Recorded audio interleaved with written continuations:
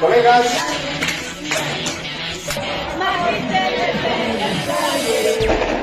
compañeros que nos están viendo en las redes sociales, el día de hoy vamos a hacer un análisis sobre los resultados del pasado 17 de agosto, que han arrojado como resultado, en primer lugar, al binomio de Edman Lara y Rodrigo Paz, en segundo lugar a Tuto Quiroga y en tercer lugar al voto nulo. Vamos a hacer un análisis de estos resultados y cuál es el camino que nos espera a los trabajadores en todo el país. Para eso tenemos la presencia también del compañero profesor Rodrigo Echalar, que también nos va a dar su punto de vista.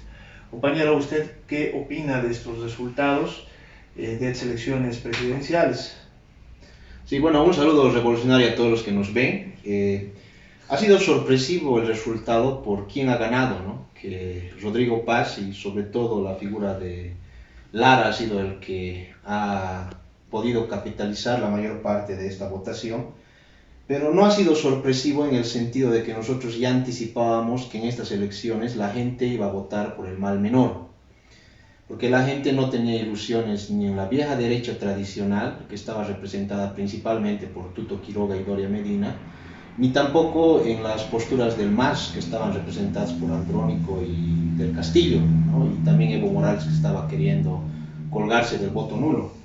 Y la gente ha identificado el mal menor precisamente en Lara, que ha sido el que, como he dicho, ha captado la mayor cantidad de votos, porque lo identifican como alguien que no está ligado al pasado político de todos estos partidos que se han disputado las elecciones. Y además es un tipo que en su momento ha luchado contra la corrupción en la policía y eso le ha dado un plus, ¿no?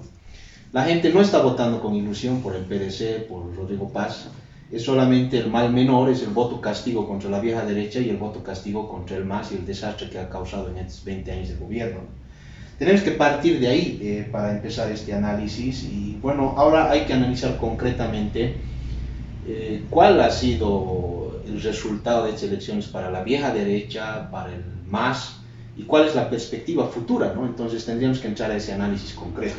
Y también cuál es el resultado del voto nulo, porque ha mantenido nomás un buen porcentaje, por lo menos se habla del 22%. ¿Qué está representando este voto nulo? Y cómo también ha influenciado la posición de Evo Morales y su bloque, también ha llamado a votar nulo. ¿Cuál es la diferencia en ese sentido? Sí, creo que es importante esto, ¿no? La tendencia a votar nulo, comparado con las anteriores elecciones, se ha incrementado. Evo Morales ha aparecido como el portavoz en un determinado momento, pero es importante mostrar que antes de que Evo Morales llame a votar nulo, ya las encuestas daban de que el voto nulo llegaba alrededor del 21%. Después de que Evo Morales llama a votar nulo, no se ha modificado significativamente esta votación, que ha llegado al 22%, sumados con los votos blancos, ¿no? ¿Qué nos dice esto? Esta votación no ha sido a Evo Morales. Es una votación que responde a que las masas, las grandes mayorías del país han perdido credibilidad en todos los candidatos que se han estado postulando. Es un voto de rechazo a toda la politiquería burguesa de los candidatos que no proponen otra cosa que descargar la crisis en las espaldas de las mayorías. Es un voto castigo a toda esta politiquería que ha dominado nuestro país desde los gobiernos neoliberales hasta los gobiernos masistas de los últimos 20 años. Entonces, ese mismo voto se expresa, creo yo, en la votación del PDC, ¿no? Porque la gente tampoco ha confiado ya en el MAS, no han votado ni por Andrónico ni del Castillo, y no querían tampoco votar por los viejos políticos de la derecha que tienen ya un pasado conocido en este país, como es Tuto Quiroga, que ha gobernado junto a un exdictador como Banzer, que ha masacrado obreros, que ha destruido la Asamblea Popular, ni tampoco querían votar por un empresario como es Doria Medina, que abiertamente también ha usado el Estado cuando ha estado en el gobierno para favorecer sus intereses privados. En ese sentido han visto el mal menor en el PDC y sobre todo en Lara. Entonces lo que nos está mostrando este panorama general es que la gente no ha querido votar por la vieja derecha ni tampoco por el MAS. Ese sentido nos está mostrando que la gente está buscando una dirección y no la ha encontrado. Precisamente esta votación refleja la crisis de la dirección revolucionaria. En el pasado, ¿quiénes eran esa dirección política de los sectores populares, de trabajadores? Era la Central Obrera Boliviana, que tenía una independencia política, que podía plantear las propias banderas de la clase obrera, porque la clase obrera politizada estaba en su interior, a través de los sectores mineros, de fabriles y trabajadores, daba una línea diferente a la que dan los candidatos, y por eso podía potenciar grandes movilizaciones y cuestionar el orden establecido. Ahora la clase obrera está totalmente despolitizada, ha retrocedido mucho, recién se está levantando después de tantos años de estar detrás del movimiento al socialismo a través de sus dirigencias burocratizadas, y al no existir estas banderas revolucionarias en el horizonte político, la gente termina eligiendo el mal menor, y eso es lo que ha pasado en estas elecciones, ¿no? Entonces, yo creo que es importante que analicemos eso, ¿no? Tendríamos que explicar ahora por qué hay este fracaso del MAS, por qué hay este fracaso de la vieja derecha y por qué la gente ahora está buscando alguna salida diferente a estas dos posiciones.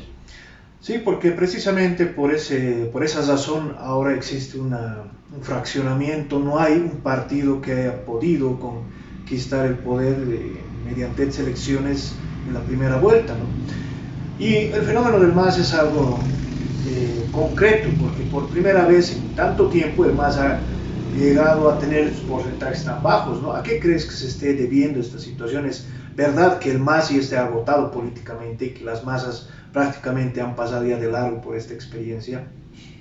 Sí, nosotros creemos firmemente que lo que estamos viendo en el país, con la crisis de los partidos políticos que representan los intereses de la clase dominante, es en realidad la crisis de toda esta clase dominante. Porque en el país no hay que engañarse, ¿no? Quienes gobiernan nuestro país no son directamente los partidos políticos o los gobernantes, ellos solo son instrumento de la clase dominante, que son los grandes empresarios, que son las transnacionales, que son los que definen lo que se hace y lo que no se hace en este país. Y utilizan precisamente a los candidatos para aplicar estas políticas. No es extraño por eso que todos los candidatos hayan ido a este encuentro organizado por los grandes empresarios del país a garantizar que si entran al poder van a respetar sus intereses, van a respetar su propiedad privada, van a respetar la libertad de exportación, van a respetar las normas que garantizan estos privilegios que tienen y no van a tocar en nada estos intereses, ¿no? Entonces ellos son los que gobiernan y es precisamente esta clase la que está mostrando su decadencia, porque ya no es capaz de ilusionar a las masas con sus candidatos. La gente no se olvida cómo han salido los gobiernos neoliberales. En octubre de 2003, Goni ha tenido que escapar prácticamente porque no ha podido resolver los problemas del país, ha aplicado una política de entreguismo muy radical, porque ha privatizado prácticamente toda nuestra economía, la ha entregado a las transnacionales, y ha generado miseria, hambre y pobreza en el país, y producto de eso ha habido un levantamiento de la gente, que al no encontrar dirección ha terminado encumbrando al MAS como una alternativa, con la ilusión de que iba a cambiar el país por sus orígenes campesinos, indígenas, ¿no? Pero el MAS en 20 años también ha corrido la misma suerte, no ha tocado los intereses de las grandes transnacionales, de los grandes empresarios, ha permitido que continúe el saqueo de nuestros recursos naturales, ha favorecido lo privado frente a lo estatal, ha destruido derechos laborales de los trabajadores, ha reducido presupuesto en salud y en educación, y ha terminado inevitablemente chocando con las masas. Y el MAS también ha entrado en una crisis profunda, a la cual se ha sumado la lucha entre sus caudillos que ha acabado de hundir a este partido. El MAS está muerto políticamente. Va a seguir existiendo como sigla, que va a seguir disputando alguna elección, pero ya no va a ser capaz de ilusionar a las masas como lo ha hecho en su primera gestión. La derecha también está en una profunda crisis, lo que llama a que en este país tenga que sentarse una alternativa revolucionaria, y lo que nos llama sobre todo a los trabajadores a plantearnos nuestras propias banderas de solucionar la crisis y de enfrentar esta crisis. Entonces la crisis que estamos viendo en los partidos políticos de la burguesía, de los representantes de la clase dominante, es una crisis del sistema, es una crisis de todas las posiciones políticas de esta clase dominante, y eso es lo que tenemos que resaltar en este tiempo, porque eso nos está anticipando que va a haber futuras convulsiones grandes en el país por parte de las clases bajas que no confían en ninguno de estos candidatos. Ahora bien, nos vamos a segunda vuelta. Independientemente ahora de los resultados, la disputa va a ser entre el PDC y el grupo de Tuto, que van a disputarse esta segunda contienda. Pero la gente también se pregunta, ¿qué diferencia existe entre estos dos? ¿Cuál de los dos será el mal menor? Porque es una posición también que manejan algunos, o una buena cantidad de las personas, ¿no? Entonces, ¿qué perspectivas se abren en este sentido? ¿Y qué tipo de posición tendríamos que asumir en este nuevo escenario que también se está aperturando, ¿no? Y que seguramente durante todos estos meses vamos a empezar a discutir en cuanto a esta situación que se atraviesa para los trabajadores. ¿Qué diferencia existiría entre estas dos candidaturas? Bueno, nosotros hemos planteado en todo momento, antes de las elecciones, y lo mantenemos ahora, que las elecciones no van a resolver nada. Que el candidato que salga elegido va a aplicar el ajuste contra las masas. La clase dominante ha preparado un paquetazo para descargar todo el peso de la crisis en las espaldas de los trabajadores, de los desempleados, del pueblo en general, ¿no? Y eso no ha cambiado.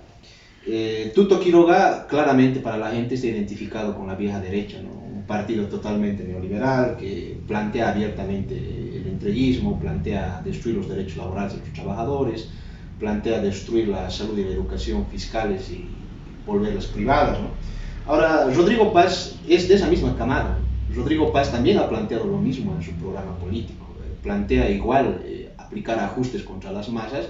Incluso es admirador del 21060 y lo ha dicho abiertamente, que ha ido contra los trabajadores para salir de la anterior crisis. Y tal vez lo que un poco ha confundido a la gente son las declaraciones de Lara, ¿no? Que ha salido de forma muy demagógica a prometer el cielo y la tierra a todos los sectores, ha ofrecido bonos, en el tema del magisterio propuso incluso el ascenso automático, etc. Pero un gobierno no va a actuar de acuerdo a las buenas intenciones de sus candidatos, va a actuar de acuerdo a los lineamientos políticos que le dé la clase dominante, si es que no rompe con esa clase dominante. Y ninguno de estos señores va a romper con la clase dominante. ¿Por qué? ¿Qué escenario nos espera? Ambos plantean el ajuste que ha ordenado la clase dominante y el imperialismo. Y ese ajuste consiste principalmente en devaluar la moneda, en levantar la subvención a los hidrocarburos, que es un gasolinazo contra las masas, en flexibilizar laboralmente a los trabajadores, es decir, quitarles derechos para abaratar costos de producción, en reducir el presupuesto para salud y educación, y ambos hablan, por ejemplo, de la descentralización educativa, que significa que el Estado ya no se hace cargo de financiar la educación, sino que la carga al municipio. Y el municipio insolvente económicamente la va a cargar al bolsillo del padre de familia, del estudiante y en las espaldas del magisterio. Como ya lo hace ahora. Como lo hace ahora. Entonces, no van a variar nada su aplicación. Además, ninguno de estos partidos tiene mayoría absoluta. Por lo tanto, lo que se viene es que van a tener que hacer alianzas. El partido del PDC, por ejemplo, ni siquiera tiene una estructura nacional. Ya están saltando todos los oportunistas, los politiqueros, de todas las tiendas políticas a llenar los huecos que tiene en su estructura. Y él va a tener que hacer alianzas con Tuto, va a tener que hacer alianzas con Doria Medina, que van a tener el otro gran porcentaje en el Parlamento, y van a terminar nomás sirviendo a los intereses para los cuales han elaborado sus candidaturas, que son los intereses de la clase dominante. Entonces, el creer en la demagogia, el creer en que van a cumplir sus promesas o en que no van a atacar a las masas es una ilusión. En realidad, estos gobiernos, subiendo al poder, van a ver cómo solucionar la crisis. Y solo hay dos caminos para resolver la crisis. O las resuelves a favor de las mayorías o las resuelves a favor de la clase dominante. Y sus planteamientos son claros. Ellos van a aplicar el ajuste contra las masas. Entonces, nosotros tenemos que anticipar eso. El gobierno que venga nos va a golpear duramente. La única variación que van a tener va a ser que unos van a aplicar de manera más brutal y torpe las medidas, y otros las van a querer aplicar de forma más paulatina, pero en último término van a seguir bajo la misma política. Muy bien, entonces en resumen, lo que estamos evidenciando es el fracaso político del MAS, que no ha podido transformar la economía y nuestra realidad concreta de los trabajadores, y también de los neoliberales, que se resume en lo que viene siendo el fracaso de una clase dominante en nuestro país. Y las elecciones también no son una solución. Por el contrario, lo único que vamos a venir a elegir va a ser el nuevo verdugo contra los trabajadores, porque el ajuste económico en educación, salud y para los trabajadores en su conjunto ya está más que cantado. Cualquiera que ingrese va a aplicar mano dura contra los trabajadores y va a destruir los derechos ya consolidados, incluidos también los del magisterio. Ahora, aquí está también una interrogante que se abre, ¿no? ¿Qué es lo que corresponde ahora hacer? Seguramente vamos a tener que organizarnos y resistir y también luchar contra este tipo de ajustes. Pero ¿qué podemos hacer también contra los dirigentes prebendales que se han venido acomodando a los diferentes gobiernos de turno? Hablamos, por ejemplo, del señor Huarachi, que antes era evista, luego se ha metido con el gobierno de transición de Áñez, luego ahora de Arce, y así también podemos hablar de otras federaciones, hasta de sindicatos y confederaciones, como en el caso del magisterio. ¿Qué es lo que correspondería hacer en esta actual coyuntura de lucha que se nos avecina? Sí, bueno, primero hay que aclarar algo, ¿no? El MAS no era un partido de izquierda, no ha sido un partido socialista ni revolucionario. El MAS se ha disfrazado de izquierdista, se ha disfrazado de revolucionario y prácticamente ha confundido a varias capas de la población haciendo creer que iba a cambiar el país. Su fracaso le ha tendido la cama a que la derecha gane nuevamente espacios en el poder. El Parlamento ahora está en manos de los partidos de la vieja derecha, como es Tuto y Gloria Medina, ¿no? Incluido Rodrigo Paz.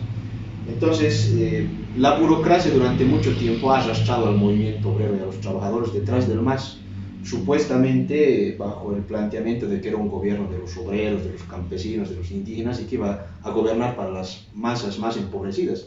Pero el MAS ha terminado gobernando para los ricos y poderosos, favoreciendo a los agroindustriales, a las transnacionales, fomentando el entreguismo. Entonces, lo primero que tenemos que hacer nosotros es identificar que nos estamos enfrentando a expresiones de la misma clase dominante. Tanto el MAS como la vieja derecha expresan esos intereses. Y lo que corresponde como trabajadores es que opongamos nuestras propias ideas, nuestra posición política, a esa posición política de la clase dominante. En eso consiste la independencia política, en que nosotros discutimos nuestras propias ideas y nuestros propios planteamientos y levantamos en alto nuestros propios objetivos, que es liberarnos de la explotación y liberar a nuestro país del saqueo, ¿no? En ese sentido, lo que corresponde a los trabajadores es organizarnos para presentar batalla al paquete que van a aplicar el gobierno que venga. Para eso necesitamos ratificar la independencia política, necesitamos aliarnos con todos los sectores bajo un solo pliego petitorio, una plataforma de lucha, y necesariamente en ese proceso tenemos que barrer a la burocracia sindical, porque la burocracia sindical es la que obstaculiza la unidad de la lucha, es la que desmoraliza, la que divide y la que traiciona constantemente. Y esta burocracia sindical está encaramada en la Central Obrera Boliviana, está encaramada en las confederaciones, en muchas federaciones nacionales, que hasta ahora siguen yendo detrás de los candidatos, cuando aquí lo que deberían hacer es preparar la lucha, organizarnos, para poder defender todas las conquistas que tiene el pueblo boliviano y los trabajadores y conseguir mayores conquistas. Aquí la salida pasa no por descargar la crisis en nuestras espaldas como trabajadores. Aquí la solución a la crisis es precisamente recuperar los recursos que en nuestro país están siendo saqueados. El primer paso debería ser recuperar los recursos naturales, nacionalizar el oro, la agroindustria, las minas, los hidrocarburos, para que esos recursos sean inyectados a la economía boliviana y generen fuentes de trabajo, estabilidad laboral, presupuesto para salud, para educación, para los gobiernos subnacionales. La otra medida urgente es dotar de dólares al país y precisamente para eso el Estado tiene que monopolizar el comercio exterior. Ya no se puede tolerar, por ejemplo, que los agroindustriales prioricen el mercado extranjero para vender el azúcar, el arroz, el aceite, la carne y desabastezcan el mercado interno. Se tiene que controlar que primero se abastezca el mercado interno y lo que sobra recién se exporta. Se tiene que garantizar, por ejemplo, los derechos laborales de los trabajadores. No se puede conculcar sus derechos en este momento de crisis porque ya sus salarios están destruyendo sus condiciones de vida, ¿no? Y se tiene que garantizar además mayor presupuesto para salud y educación financiados por el Estado. No podemos permitir que se descentralicen estos servicios porque eso significa su privatización. Entonces, esos planteamientos, ¿quién los levanta en alto? Solo los trabajadores, solo la clase obrera. Y esos planteamientos solo los vamos a poder imponer en las calles con movilización y no a través de las elecciones y las... Bueno, de esta manera, compañeros de las redes sociales, esa es nuestra posición, esa es la posición de los trabajadores conscientes. Y si ustedes quieren saber más, tenemos publicaciones recientes también, pueden venir a adquirirlas. Esta es la nueva publicación de Educación y Revolución, escritos de Miguel Lora Ortuño, un profesor que ha podido consolidar las bases también de la organización trotskista URMA. También tenemos el breve manual sobre el derecho laboral. Los trabajadores es importante que conozcan sus derechos y sus conquistas, más aún con esa perspectiva de lucha. En ese sentido, nosotros damos ya por finalizado este pequeño clip informativo y de análisis político respecto al análisis de las elecciones, no sin antes pedirles que compartan y bueno, se suscriban también a las nuevas publicaciones que vamos a estar realizando de manera periódica.